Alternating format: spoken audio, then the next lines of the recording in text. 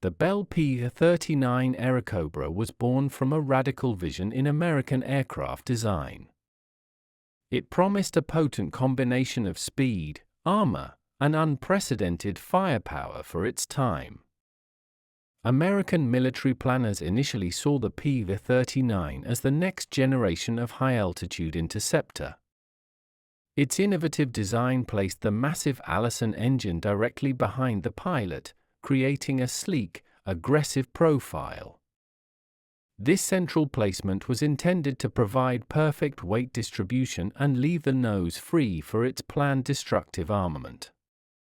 However, the pursuit of an internal cannon led to a fatal compromise in the plane's engineering.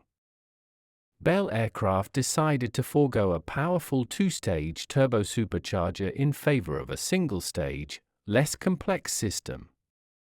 This single decision would immediately cripple the Airacobra's performance at the critical high altitudes of European combat. When the aircraft arrived in the hands of the British Royal Air Force, they quickly discovered its inability to compete with the Luftwaffe's fighters above 15,000 feet. The P-39 was officially rejected by the RAF after a brief, unsuccessful trial period, deemed wholly inadequate for the operational environment. Its early deployment with American units in North Africa also proved disheartening, reinforcing the perception of a fundamentally flawed aircraft. Pilots struggled with the sluggish climb rate and poor maneuverability when fighting enemy planes in the upper atmosphere. The plane's reputation was established early as an embarrassing failure in the high-stakes theater of Western Europe. This initial failure cast a long shadow over the Airacobra, leading many to dismiss it as a poorly executed concept. The engine configuration of the P-39 was its most striking and defining feature. The designers at Bell made the audacious choice to mount the powerful Allison VR-1710 engine in the middle of the fuselage. This was a daring engineering gamble, moving away from the conventional nose-mounted layout of nearly all contemporary fighters. The propeller, situated at the front, was driven by a long, heavy metal driveshaft that ran directly beneath the pilot's feet. This arrangement offered several theoretical advantages that seemed revolutionary on the drawing board. First, it centralized the aircraft's mass, which typically contributes to a more stable and responsive roll rate. Second, it freed up the entire nose section of the aircraft for the intended main weapon. This nose-mounted space was crucial for accommodating the large breech mechanism of the high-caliber cannon. The engine's location also contributed to the airplane's unique look, featuring car-like doors on either side of the cockpit for entry and exit. Despite the innovation, this design complicated maintenance and added weight through the driveshaft and gearing. The forward-mounted gearbox that turned the propeller added another layer of mechanical complexity to the fighter.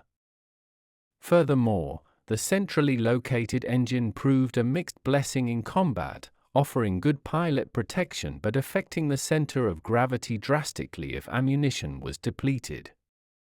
This radical departure in layout was entirely driven by the desire to install the deadly 37mm cannon. The P-39 was fundamentally designed around its weapon, making the engine placement a means to an aggressive end. Ultimately, the engine behind the pilot concept failed to deliver the high-altitude performance required by Allied air forces in the West. The 37mm M for cannon was the true heart and soul of the Airacobra design. Its powerful, armor-piercing shells represented a staggering amount of destructive force for a single-engine fighter. This immense cannon fired directly through the hollow propeller hub, an arrangement known as a motor cannon installation. The idea was to deliver a single, massive blow that could instantly cripple or destroy any enemy aircraft. A single well-aimed burst from the M4 was often sufficient to tear apart a bomber or heavily armored fighter. American designers envisioned this weapon being used as a deadly bomber interceptor, breaking up enemy formations with minimal effort. In addition to the 37mm cannon, the P-39 carried a potent array of smaller machine guns for close-range fighting. However, the M4 cannon was not without its distinct and frustrating drawbacks in practical use. It had a very low rate of fire, limiting the pilot to a few precious rounds per minute. The limited ammunition supply meant that a pilot had to be exceptionally accurate to make the weapon count. Its heavy recoil also necessitated very careful firing, as a long burst could temporarily throw the aircraft off its flight path. This recoil issue made it difficult for inexperienced pilots to maintain their aim during a critical attack run. Western Allied pilots, trained for dogfighting with fast-firing machine guns, struggled to adapt their tactics to the Airacobra's powerful but slow-firing weapon. The cannon became another factor contributing to the fighter's poor reputation in the hands of the RAF and USAF. Its potential was immense, yet its execution demanded a different kind of combat environment and pilot discipline. The most damning technical flaw of the Bell P-39 Airacobra was its compromised supercharging system.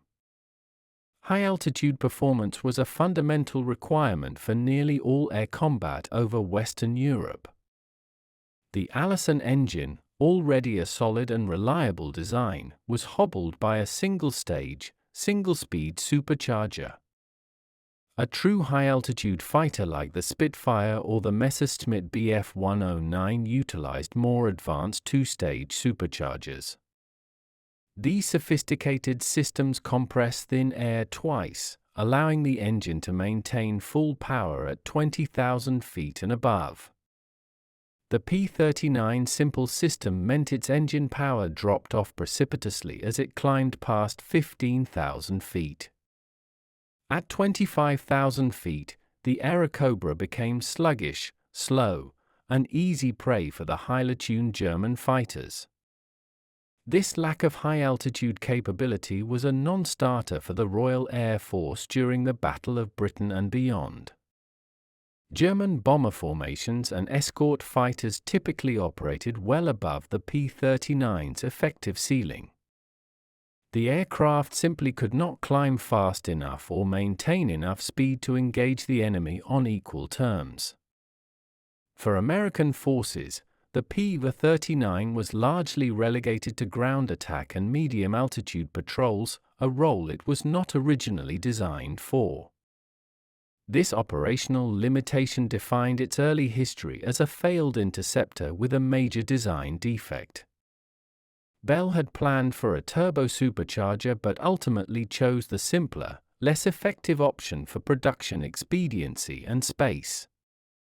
This engineering shortcut, intended to make room for the 37mm cannon, sealed the fighter's fate in the West. The fundamental mismatch between its mission profile and its technical capability was a severe lesson in wartime aircraft design. Luftwaffe pilots quickly recognized the P-39 Airacobra's debilitating weaknesses in combat. German aces, flying superior high-altitude fighters, viewed the new American plane with a mixture of confusion and contempt. They noted its tendency to wallow and struggle for power when fighting above the clouds. The Bf 109 and FW 190 could easily dictate the terms of engagement, attacking the P-39 from above with a massive speed advantage. Stories and reports circulated among the German fighter squadrons of the Airacobra's surprising vulnerability in the high atmosphere. They often referred to the P-39 derisively as the Iron Dog or other mocking nicknames suggesting its lack of speed and grace. The cockpit access doors, which resembled car doors, also became a point of slight ridicule among the more conventional German aviators. In the skies over North Africa, the Airacobra unit suffered heavy losses whenever they were forced into combat with the experienced German units. The initial engagements only confirmed the German pilots' opinion that this was a second-rate, poorly designed fighter. This dismissal was rational based on the tactical environment and performance limitations observed on the Western and Mediterranean fronts. German war reports often highlighted the ease with which their aircraft could outmaneuver and outclimb the American import. This collective German mockery perfectly summarized the Airacobra's reputation within the Western Allied air forces. It was seen as a plane that simply could not play in the main league of high-altitude, high-speed dogfighting. The German confidence in their assessment was high because the P-39 had failed in the very roles for which it was built. They believed the Airacobra would forever be a footnote of Allied aviation failures, never realizing its true future lay elsewhere. The desperate situation on the Soviet Eastern Front presented a wholly different set of priorities. By 1941, the Soviet Union was struggling to survive the brutal onslaught of Operation Barbarossa. Soviet industry was devastated, and the Red Air Force suffered catastrophic losses in men and machines. Moscow desperately required massive quantities of modern fighters, regardless of their perceived flaws in the West. The American Lend-Lease program became a lifeline, supplying the USSR with thousands of tanks, trucks, and aircraft. The P-39 Airacobra, considered surplus and unwanted by the USAF for European missions, became a readily available Lend-Lease asset. It was one of the single most numerous foreign fighters delivered to the Soviet Union throughout the war. The Soviets received nearly 5,000 P-39s, comprising almost half of the total number ever produced. These aircraft arrived via perilous sea routes across the Arctic or through the long, difficult delivery flights across Siberia. For the Soviet pilots, the Airacobra was a huge step up from the often fragile and poorly armed early domestic designs. Its all-metal construction, enclosed cockpit, and powerful radio equipment were luxuries previously unavailable to them. The sheer quantity of the deliveries allowed the Soviets to re-equip entire Guards fighter aviation regiments with the aircraft. They accepted the P-39 not as a perfect machine, but as a robust and powerful tool to fill a critical gap. The Soviets were willing to overlook the high-altitude defects because they had a different tactical philosophy. Their entire war effort depended on these foreign deliveries to stem the German tide and eventually turn the war around. The Soviet Air Force swiftly recognized that the P-39 required a fundamental shift in application. Unlike the Western Front, the vast majority of air combat on the Eastern Front took place at low to medium altitudes. Fights were often conducted between 10,000 and 15,000 feet, where the Airacobra's engine still performed adequately. This low-altitude environment perfectly masked the aircraft's crippling weakness with the single-stage supercharger. Soviet mechanics quickly began modifying the P-39s to better suit their frontline requirements. They frequently removed the wing-mounted machine guns to save weight and improve the fighter's overall performance envelope. Pilots often requested the removal of the heavy armor plating that protected the fuel tanks to gain better agility. The standard American radio equipment was replaced with highly reliable Soviet radio sets, which were more familiar to the ground crews. The Soviets loved the nose-mounted 37mm cannon and learned to use its tremendous firepower with great skill. They adopted tactics focused on rapid, low-altitude interception and powerful, straight-line attacks against their opponents. Soviet pilots were trained to use the P-39 as a dedicated low to mid-altitude fighter-bomber interceptor. They focused on attacking German ground attack aircraft and bombers that frequented the lower altitude battle zones. This practical, resourceful adaptation transformed the unwanted American fighter into a deadly aerial brawler. The P-39 was not asked to do what it could not, but was instead optimized for the one role it could perform brilliantly. This pragmatic Soviet approach rescued the Airacobra from obscurity and made it an indispensable weapon of the Great Patriotic War. In the chaotic, fast-paced fighting of the Eastern Front, the P-39 excelled as a low-altitude brawler. Its tricycle landing gear, a novelty at the time, offered superior ground handling and safer landings on rough, forward airfields. This was a major advantage on the temporary, often muddy runways common across the vast Soviet territory. The plane's inherent stability and strong airframe made it reliable and easy to control during aggressive maneuvers near the ground. At its optimal altitudes, the Airacobra possessed excellent maneuverability and a formidable rate of roll. It could turn effectively with the German fighters at these lower levels, putting its powerful cannon into play. The heavy, centralized weight of the engine contributed to a smooth and stable gun platform for accurate firing. Soviet pilots quickly mastered the difficult task of leading and hitting targets with the slow-firing 37mm M for cannon. They developed hit-and-run tactics, prioritizing a single, devastating burst over drawn-out dogfighting. The cockpit's unique car-style door allowed for easier, faster bailouts, which was a psychological advantage for the pilots.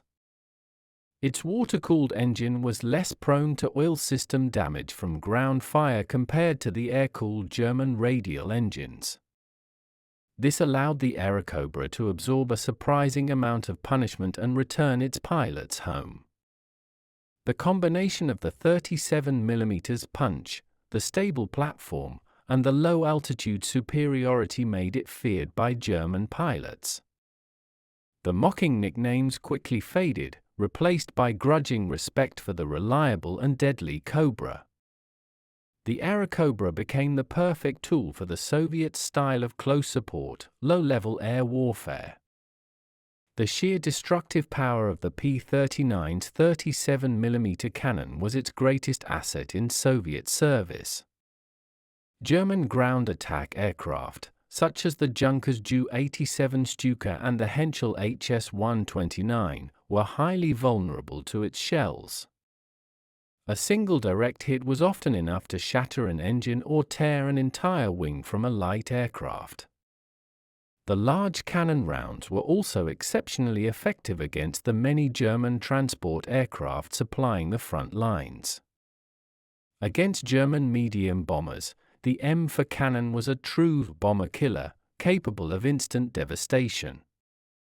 Soviet tactics often involved a fast, head-on attack run to maximize the cannon's impact area. The pilots quickly adapted to the weapon's slow velocity and limited ammunition, making every round count. A successful burst often resulted in the complete destruction of the target, leaving no chance for the enemy crew to recover. This lethality gave the Soviet pilots a confidence that translated into highly aggressive combat tactics. The sight of a red-starred fighter approaching with the threat of the massive nose cannon was terrifying for German crews. The P-39's powerful engine also gave it a significant speed advantage over the slower German bombers and reconnaissance planes. It could rapidly close the distance, deliver a fatal blow, and escape before the enemy escort fighters could intervene. The Soviets even employed the aircraft in an at-a-ground role, using the M4 to attack light tanks and troop concentrations.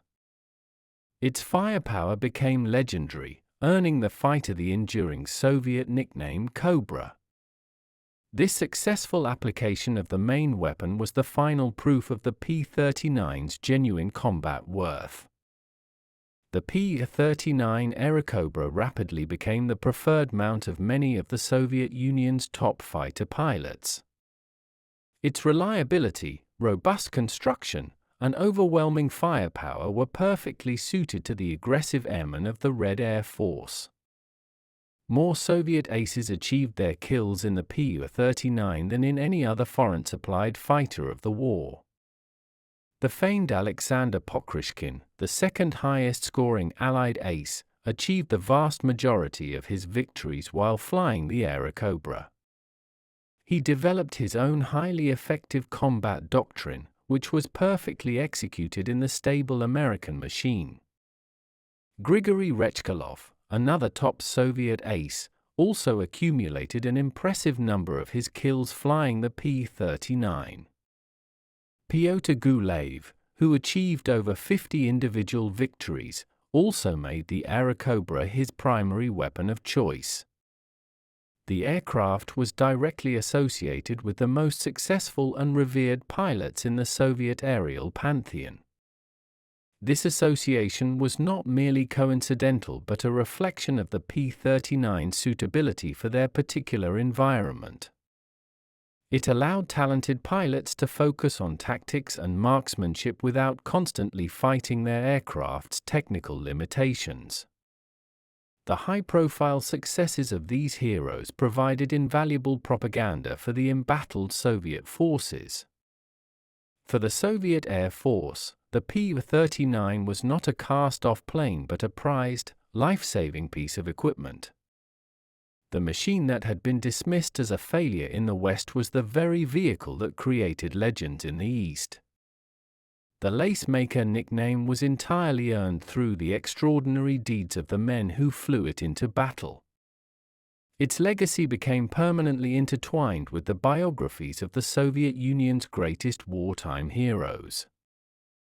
Alexander Pokryshkin's mastery of the Pu-39 is a cornerstone of its legend. He was a brilliant tactical innovator who transformed Soviet fighter doctrine during the war. Pokryshkin quickly moved away from the outdated, rigid formations of the early Soviet campaigns. He championed the use of the Cuban shelf, a four-plane formation designed for maximum mutual support and offensive power.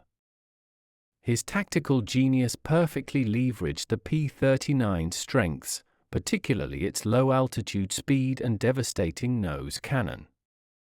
Pokryshkin himself scored 48 of his 59 official victories flying the Airacobra, a testament to its capability in his hands. He viewed the plane not as a cast-off, but as a superior fighting machine for the conditions of the Eastern Front. The unique cockpit arrangement even afforded him excellent visibility during his signature slashing, high-speed attacks. His famous radio call, "Attention! Cobra is in the air," became a rallying cry and a warning to the German forces. Pokryshkin's success demonstrated that the plane was only as good as the doctrine and pilot applied to it. He proved that technical limitations could be completely overcome by superior tactics and a suitable operational environment. His reputation made the P-39 a highly sought-after assignment for ambitious young Soviet pilots. To fly the Cobra was to fly a champion's plane, a machine capable of producing legendary results. The personal sagas of these Soviet aces cemented the P-39's place in the history of air warfare. They were the men who finally unlocked the true, deadly potential that Bell aircraft had only dreamed of. The journey of the Pu-39 Airacobra is a profound lesson in the complexities of wartime aviation. It began as a radical experiment, quickly devolved into a despised failure on the Western Front. The mockery of the German pilots was understandable given the plane's poor showing against high-altitude fighters. Yet, this very failure became the foundation of its ultimate and unexpected success in the East. The Lend-Lease machine found its perfect, low-altitude theater of operations with the desperate Soviet Air Force. Its design flaws were rendered irrelevant by the demands of a different kind of air war. The single-stage supercharger defect was completely masked by the need for low-level bomber interception and ground support. The powerful 37mm cannon, too difficult to master in the West, became an overwhelming weapon for Soviet aces. The Airacobra's total service life included an incredible number of hours flown and a staggering tally of enemy kills. It was the main mount of dozens of the Soviet Union's most celebrated and deadly fighter pilots. The plane that German pilots once laughed at became the terror of the skies over the vast Eastern Front. Its quiet reputation as a dependable workhorse eclipsed its initial infamy as a flawed fighter. The P-39 Airacobra was transformed from a discarded American dream into an indispensable Soviet weapon. Its legacy is not one of design perfection, but of adaptability, resilience, and final, hard-won victory.